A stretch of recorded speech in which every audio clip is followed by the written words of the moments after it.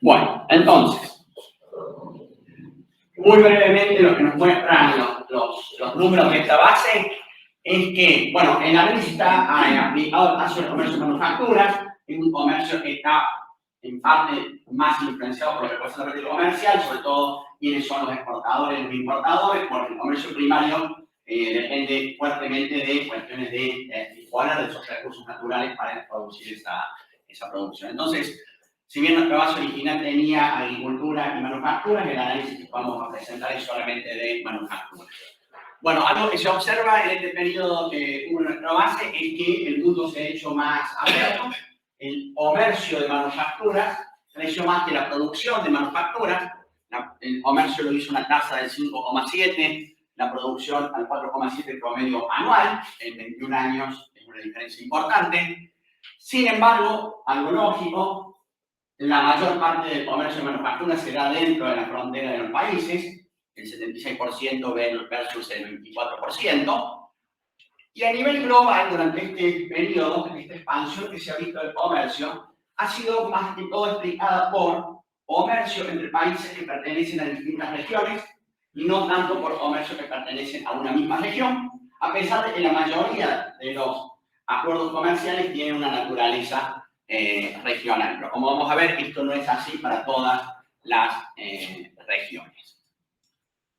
Bueno, como les dije, América del Sur muestra un comportamiento que lo ubica por detrás del promedio mundial, su producción creció menos que el promedio mundial, a pesar de que las exportaciones fueron bastante dinámicas, sobre todo exportaciones hacia regiones fuera de América del Sur. Y de ahí uno entiende por qué la integración regional en términos relativos baja para América del Sur respecto a otras regiones. En cambio, América Central y el Caribe ha sido mucho más dinámica, ha crecido su comercio interno, sus exportaciones, tanto con la región o fuera de la región. En el caso del crecimiento fuera de la región ha sido básicamente por su cercanía con los Estados Unidos. Para tratar de explicar estos patrones y ver cuáles fueron los motivos que están detrás de esos cambios, como les dije, estimamos un modelo gravitatorio de comercio, donde uno de los elementos clave es la inclusión de las transacciones internas, es decir, cuando origen y destino son el mismo país, y usamos el estimador propuesto por Larch y otros de 2017. La ecuación gravitatoria de comercio nos dice que el flujo de comercio de un país I a un país J en el año T depende del tamaño de las economías, la producción, el gasto, normalizado por el tamaño mundial de la economía. Y luego entran estos términos que tenemos acá. Esto es la proximidad que existe entre dos países, entre I y J, que está inversamente relacionado a los costos de comercio. Y luego, algo en el 2013 conoce, lo que importa no son los costos entre I y J, sino los costos entre I y J relativos a los costos que cada uno de esos dos países tienen con todo el conjunto de países con los que se puede comerciar, inclusive consigo mismo. Esto es lo que se conoce como las resistencias multilaterales para exportar y la resistencia multilateral para exportar. El tema es que las resistencias multilaterales son funciones de los costos de comercio a proximidades, que son las que yo quiero estimar, y por lo tanto hay un problema de endogeneidad. El otro aspecto es que esta proximidad se puede distinguir entre dos elementos. Una es constante en el tiempo, por ejemplo, porque los países hablan el mismo idioma, porque los países son vecinos, etcétera, etcétera, y otras que van cambiando en el tiempo, básicamente por la política comercial. Bueno, este elemento IJ, cuando uno trabaja con una base de 112 países, implica que uno tiene que estar estimando, si permite que sean asimétricos, 112 por 111 coeficientes, lo cual lo hace prácticamente imposible para la mayoría de la capacidad de los programas de computación. Entonces, el estimador de Larch y otros lo que hace es hacer un método iterativo, supone que estos valores son 1 en un primer momento, también esta proximidad constante es 1, entonces resuelve o estima esto para obtener este término de acá, esta proximidad variable. Luego, una vez que las tiene, calcula las resistencias multilaterales Una vez que obtiene las referencias multilaterales, puede obtener el componente variable, los reemplaza acá, vuelve a hacer la estimación y así va iterando hasta que se llega a una convergencia de los parámetros que explican la proximidad variable. Entonces, el tema básicamente es cómo especificamos esa proximidad variable. Y el modelo se estima en su especificación multiplicativa, por lo tanto se usa un modelo Poisson. Bueno, ¿qué hacemos nosotros? Bueno, además de distinguir la proximidad entre la parte constante y la parte variable, a la parte variable la dividimos en 4 drivers o factores que explicarían los cambios o los niveles de proximidad o de costos de comercio entre dos países cualquiera. El hecho de que tengan o no acuerdos comerciales preferenciales, medidas que los países aplican que identificamos como de facilitación de comercio. Te voy a explicar cuáles son las dos variables proxy que utilizamos para tratar de controlar por ese efecto. Después hay otras preferencias comerciales que se dan fuera de acuerdos comerciales. Cuando hablamos de acuerdos comerciales, nos estamos refiriendo a los acuerdos comerciales profundos, que son de 3 tipos: área de comercio, mercado común y unión económica. Pero también hay acuerdos parciales de comercio, donde se liberaliza solamente una parte de los bienes, y los otros que existen son las preferencias arancelarias que se dan de manera unilateral. Por ejemplo, los países desarrollados tienen lo que se llaman los sistemas generales de preferencia, en donde le dan una ventaja de acceso para algunos productos y para algunos países.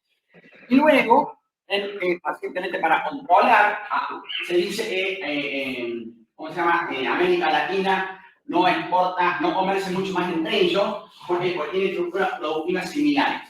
Entonces, como producimos bienes similares, no hay mucho margen para comerciar entre nosotros. Entonces, lo que hacemos es introducir un indicador de la complementariedad comercial, que básicamente lo que hace es comparar la estructura de comercio a 6 dígitos del sistema armonizado de exportaciones de un país con la estructura de importaciones del otro país. Pero esta variable solamente la usamos para control.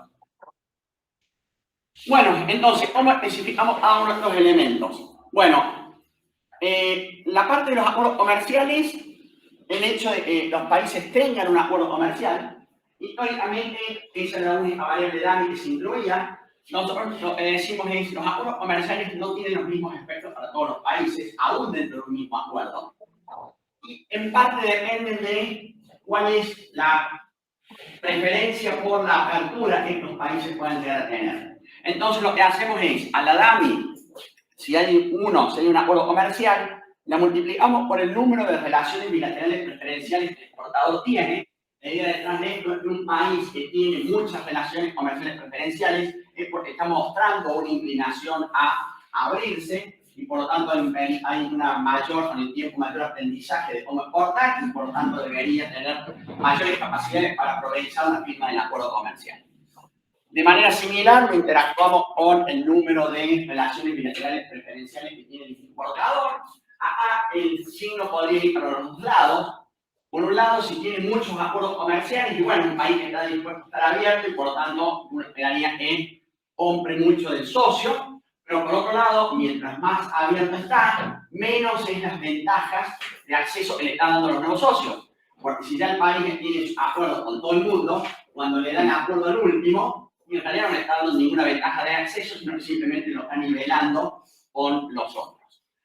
Y después está el tema de que los acuerdos comerciales no empiezan con una preferencia del 100% desde el momento que se firman, sino que hay una historia, un cronograma de grabación, y por lo tanto a la variable acuerdo la interactuamos con el margen de preferencia.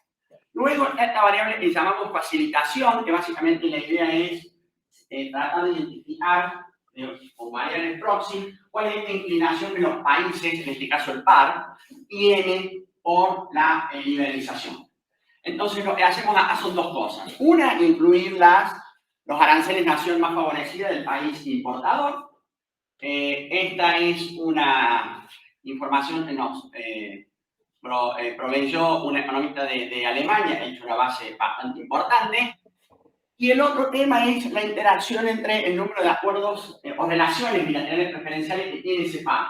De nuevo, la idea es que cuando los países tienen una política sistemática de firmar acuerdos comerciales, eso también es un reflejo de su inclinación hacia la apertura. Por ejemplo, podemos pensar en el caso de Chile. Chile no solamente está abierto bilateralmente, sino que también ha tenido una política de firmar acuerdos prácticamente con todos los países. Bueno, como les dije después, hay preferencias arancelarias que se dan fuera de acuerdos preferenciales, los acuerdos parciales, pero sobre todo el sistema general de preferencias, en donde las preferencias son otorgadas por países desarrollados a países en desarrollo, y luego nuestra variable de control adicional de la complementariedad comercial. Bueno, ¿por qué? Si bien ya intuitivamente les expliqué por qué incluimos este número de acuerdos o relaciones bilaterales preferenciales, es porque si uno mira los datos, si bien para el caso de las importaciones no tanto, pero sí para esta idea de que un país también firma muchos acuerdos comerciales porque eso le permite exportar más, no solamente para poder darle ventaja a sus socios. Acá tenemos en el 95 y en el 2016, que son las puntas de nuestra base de datos, la apertura en términos de gasto y la apertura en términos de producción con el número de relaciones bilaterales que cada país tiene. Y como vemos, hay una correlación positiva en ambos casos, es más alta en el caso de exportaciones y número de relaciones bilaterales preferenciales, y además son significativas, pero en ambos casos además ha aumentado en el tiempo. Es decir, los países que más se han ido abriendo en el tiempo, además son los países que más acuerdos comerciales han ido firmando en el tiempo. Bueno, entonces esta es finalmente nuestra ecuación, donde esto controla por los elementos constantes de la proximidad.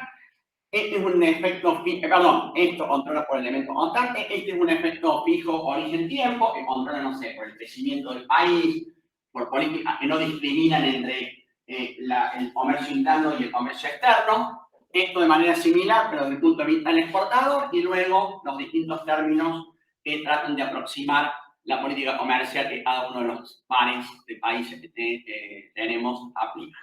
Bueno, hacemos distintas, este es nuestro modelo completo, pero simplemente para ver hacemos algunas especificaciones diferentes. Esta sería el caso clásico, simplemente una dummy, 1 si hay un acuerdo, 0 si no lo hay, y eso nos está diciendo que más o menos la firma de un acuerdo comercial aumentaría el comercio entre esos dos países en aproximadamente un 18%. Cuando empezamos a permitir la heterogeneidad entre los acuerdos entre los países, vemos que los coeficientes son significativos, nos concentramos en la última columna, y tienen el signo esperado. Por ejemplo, no importa si es en el marco de un acuerdo o por fuera de un acuerdo, mayores márgenes de preferencia implican mayor comercio. Lo mismo pasa si esta medida conjunta de apertura aumenta, los países comercian más. Si los aranceles nación más favorecida bajan, se comercia más. Y vemos acá que cuando el exportador tiene más acuerdos comerciales, tiene como que aprovecha más el nuevo acuerdo y por lo tanto va a exportarle más al socio con el que firma el acuerdo. Mientras en el caso del importador, y yo les había dicho que podía haber dos efectos, uno positivo y uno negativo, aparentemente prevalece el negativo, pero con una magnitud inferior a la del exportador. Bueno, las observaciones son 58.655 porque tomamos la estimación con una ventana de 5 años. Durante muchos años se dijo que habían estimado la ecuación de gravedad con años intercalados. Ahora la misma gente que dijo eso está diciendo que no, hay que estimarla con los años seguidos. En el apéndice del trabajo tenemos las estimaciones con ventanas más cortas o con los años consecutivos. Los resultados en general cualitativamente son muy parecidos. Y otra cosa interesante es que este valor corresponde a la arancel nación más favorecida, es lo que se conoce como la elasticidad de sustitución entre las variedades. El promedio de nuestras estimaciones está bastante cerca de lo que es un promedio de un montón de estimaciones que dice que más o menos está en un valor de 6. Bueno, entonces, ¿qué hacemos una vez que tenemos esas estimaciones? Bueno, hacemos dos cosas. tratamos de construir una medida de costos de comercio bilaterales, pero son costos normalizados. ¿No? ¿Por qué normalizados? Porque esta idea de que en realidad los costos que importan son los costos de comerciar con el socio relativo a comerciar con otros, sobre todo a comerciar consigo mismo. Por esta idea de que la apertura comercial no es solo redistribuir el comercio entre los socios, sino redistribuir las transacciones entre comercio interno versus comercio internacional. Bueno, para eso hacemos uso de un indicador que fue propuesto por Agnostevas y otros, que se llama Constructed Interregional Bias, que básicamente lo que mide es cuánto, debido a los costos de comercio, el comercio con el resto del mundo, con un grupo de países o con un socio individual, se ve redireccionado o afectado respecto a lo que ese país comerciaría consigo mismo. De nuevo, si un país pone barreras de comercio, va a empezar a comerciar más consigo mismo y menos con el resto del mundo. En nuestro caso, nos interesa distinguir entre dos tipos de socios comerciales. Los que pertenecen a una misma región geográfica y los que pertenecen a otra región geográfica. También hacemos los cálculos, y lo vemos en un par de gráficos, donde en lugar de usar regiones, usamos acuerdos comerciales. Sobre todo los acuerdos comerciales más importantes. El Mercosur, la Unión de Países Centroamericanos, el NAFTA, la Unión Europea y el ASEAN más 3. Bueno, simplemente para facilitar la representación gráfica, hacemos una transformación de este índice, donde necesitamos usar este estimador de la elasticidad de sustitución. Y esto básicamente es, como les dije, un costo de comercio ponderado. ¿Ponderado por qué? O normalizado, mejor dicho, por el costo promedio de comerciar un conjunto de países. En este caso lo vemos desde el punto de vista del importador, por eso está indexado en J, respecto a comerciar consigo mismo, o sea, respecto a las transacciones internas. Bueno, por una cuestión de tiempo no les muestro los niveles, lo que les muestro acá son los cambios, y algo que se observa, este es el ratio entre el costo del 2015 dividido el costo del 1995. Acá para el comercio intrarregional y acá para el comercio extrarregional. Un menor valor quiere decir que las regiones estas, o los países, se volvieron más abiertos, o sea, porque redujeron sus costos en el 95 respecto al 2015 respecto al 95, y por lo tanto el valor está menor que 1. Bueno, lo primero que se observa, y que va con lo que después dije algo en la introducción, es que la liberalización ha sido general, no solamente intrarregional, sino también extrarregional. Si bien hay algunos países en donde ya sea la intrarregional o la extrarregional ha aumentado. Y acá me interesa señalar a estos 4 triángulos, que son los 4 países del Mercosur que forman parte de Sudamérica. Y cuando lo vemos en términos de acuerdos comerciales, en el Mercosur, y son estos 4 que están acá. O sea, los países que componen el Mercosur son países que en este periodo de 21 años prácticamente no han modificado su nivel de protección o inclusive hasta lo han aumentado un poco. Ahora bien, ¿qué efecto ha tenido esto sobre los cambios de los flujos comerciales? Pues si uno mira, las importaciones han aumentado mucho.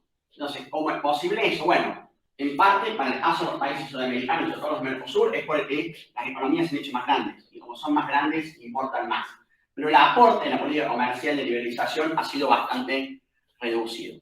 Entonces, para eso, lo que hacemos es, aplicamos una fórmula de descomposición bastante antigua, que la propuso Bennett en un paper del 1920, porque ¿cuál es el problema? La ecuación gravitatoria es el flujo de comercio que puede explicarse por 3 factores. La capacidad que el vendedor tiene para vender, y ahí entra el tamaño del vendedor, la resistencia multilateral como exportador.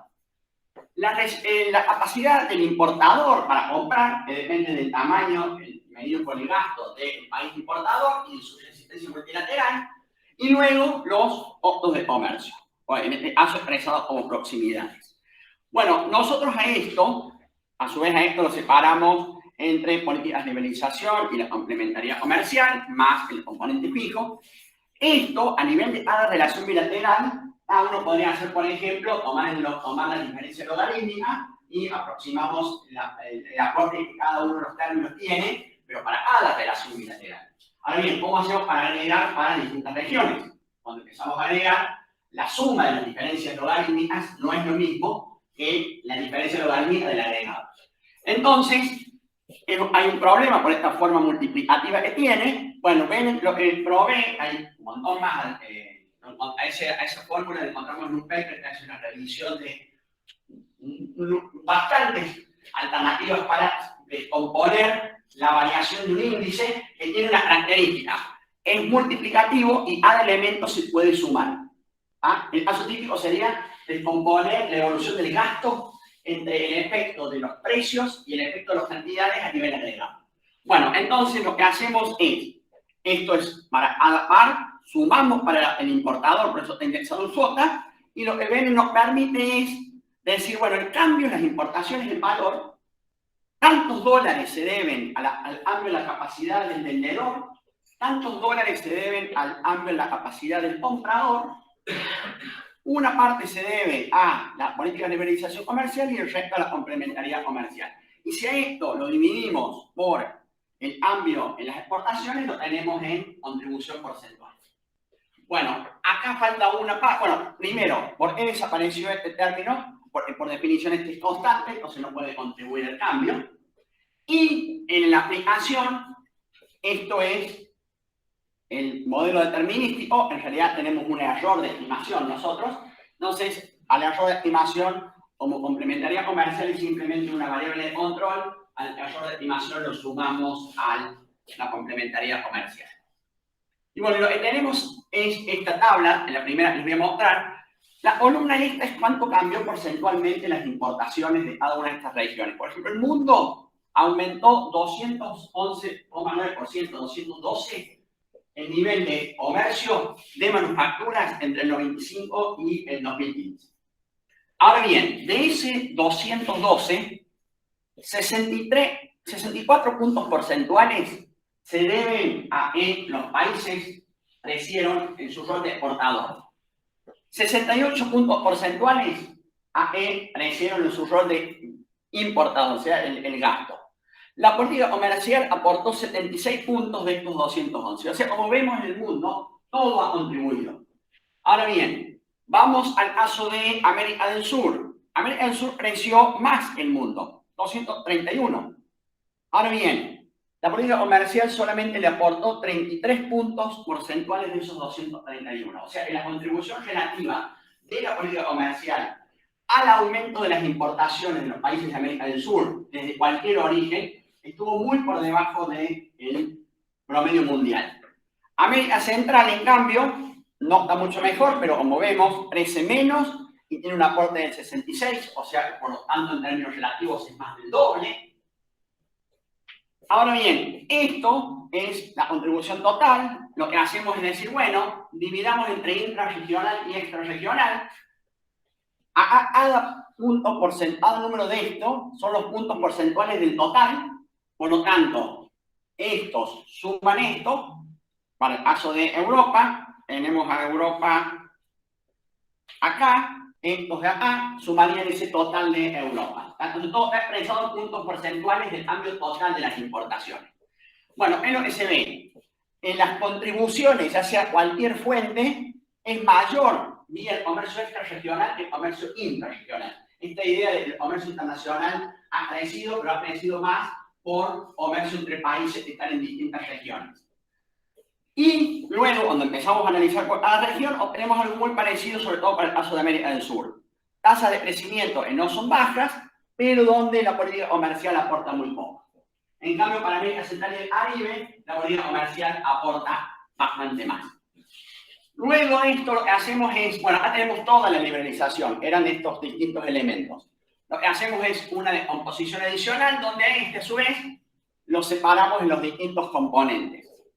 Para que se vea más fácil, está en una forma de gráfico. Ahí básicamente son los puntos porcentuales. Si uno suma todos esos puntos porcentuales, da el aporte de la política de liberalización total. Por firma de acuerdos comerciales, por otras preferencias arancelarias, por esta idea de que los países firman acuerdos porque están revelando su preferencia por la apertura, o sea, el producto entre el número de relaciones preferenciales de los países involucrados y por el hecho de enviar aranceles nación más favorecida. Bueno, lo primero que vemos es que el componente de liberalización unilateral ha sido el más importante, excepto en el caso de Europa para el comercio interregional. ¿Por qué? Porque este es el periodo donde se incorporaron muchos países a la Unión Europea. Entonces, este elemento de interacción de número de relaciones bilaterales juega un rol importante. En el caso de Sudamérica como un todo, vemos que la liberalización, más o menos en términos proporcionales, pareció a los demás, pero en términos absolutos mucho menos. América Central un poco mejor, sobre todo en el comercio regional. Ahora bien, si esto mismo lo vemos por acuerdos comerciales, ahí queda claro que los acuerdos comerciales que están ubicados en América del Sur son los que peor desempeño tienen, sobre todo en el comercio dentro del acuerdo. Es más, fíjense, en este periodo de 21 años, en términos de liberalización de bajadas barreras arancelarias en general, el Mercosur se ha retrotraído en lugar de haber avanzado. Y en el comercio interregional ni siquiera ni habla. De nuevo, la liberalización unilateral que más fuerza tiene, excepto en el caso de la Unión Europea. Y luego lo último que hacemos es esto último, pero ya para el total de comercio, los países que forman parte de Latinoamérica. Bueno, y acá básicamente es lo que les decíamos. Los dos grandes de América del Sur, Brasil y Argentina, son países que en estos últimos 21 años han ido hacia atrás, sobre todo con barreras hacia terceros de manera generales. Algo que no dije hasta ahora, pero que se veía mejor en los otros gráficos, es que, fíjense, en general, ¿qué se observa? El azul es positivo y el bordo son otras preferencias negativas. O sea, aparentemente durante este periodo hubo un proceso de sustitución. Estos acuerdos parciales han ido siendo eliminados y sustituidos por acuerdos más profundos, pero de todos modos con contribuciones relativamente bajas. Bueno, y acá les decía el mensaje. Son las economías grandes de América del Sur, sobre todo las que componen el Mercosur, las que peor desempeño relativo han mostrado. Entonces, de nuevo, a nivel agregado, América del Sur, América Latina, perdón, se muestra en su evolución por detrás de lo que mostraron otras regiones del mundo, sobre todo en las 2 décadas que nosotros hemos analizado. Sin embargo, América Latina no es una región homogénea. En términos geográficos, Centroamérica y el Caribe ha hecho un desempeño mejor que América del Sur. Y en términos de acuerdos comerciales, lo que se observa es el acuerdo de comercio de los países centroamericanos del Caribe muestran el mejor desempeño promedio. Los países de la CAN un poco intermedio, sobre todo por el rol de Perú, que se liberalizó bastante, mientras que los países del Mercosur se han estancado o incluso en algunos casos pueden haber hecho una reversión en sus políticas de liberalización. Y en cuanto a lo que explican esos cambios, y bueno, a nivel global todo ha contribuido, todo se ha complementado. En cambio, para el caso de los países de América Latina y sobre todo para los de América del Sur, eso no ha sido así. La liberalización unilateral ha sido incluso negativa en algunos casos. La firma de nuevos acuerdos comerciales tampoco ha tenido mucho impacto. Pero de nuevo, América Latina no es una región homogénea y básicamente en el caso particular de América del Sur, en términos subregionales, la que peor desempeño muestra, existen excepciones que son Perú, Colombia y Chile.